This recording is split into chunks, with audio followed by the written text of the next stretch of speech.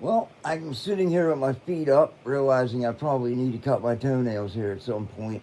Realizing now that I'm looking at my camera here through my stuff, but I was just reading in the Bible about the story of Habakkuk and questioning God about how bad Judea was and how everybody was wicked and evil and they were losing their way and losing their way of faith, and how God said to him, well, he was going to send the Babylonians against them, so don't worry about it, and how they were going to work it out between them two. And the Babylonians were going to teach them about being something else, and it just ended up coming to a head in war. Now, what happens here is the exact point of everything is that you set the deck into motion and you have an understanding of what it is that you're going to fight, and you'll fight and you'll fight. And what settles any war ever, any time in history? After fighting, you come to the understanding on how to work together and settle it with the pen and the word. So in the word is God. And in anything that comes to understanding and peace between you, yourself, and your life will have to come through words. And how to overcome any situation and circumnavigate with wisdom and guidance over any situation, and power in overcoming with words.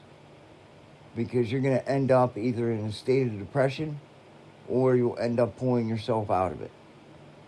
And this is how living in a city filled with 98% of the people of everybody I met was all out there running around, and they're all pretty much either addicted to drugs or dead. In that drawer right there where that fleck of light just flashed, I got a stack of prayer cards bigger than I should ever had, living in this time.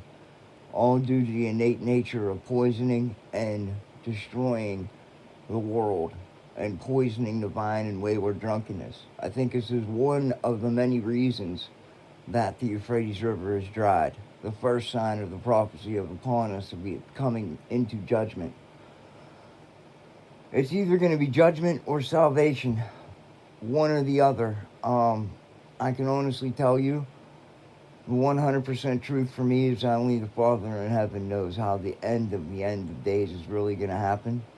And we can talk about that stuff later if anybody wants to talk to me about it, but I hope someone's seen that speck and flash of light, because as I speak, my room radiates. And this is the way the whole entire planet is right now. There is a spiritual field of energy. The curtain has been lifted, opened. All right? And I have a tendency to believe that it always has been. And it always has been. It's just the way men think that God's like off in a throne room somewhere instead of God is with us.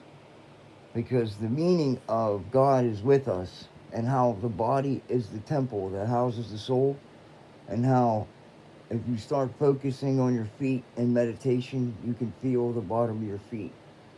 If you use your mind, close your eyes, and you start focusing on your feet, you will absolutely feel the bottom of your feet. Also, as I was speaking about the hands and how when people start listening to music, you'll start tapping them or doing this, it's also the right hand. Jesus spoke like this,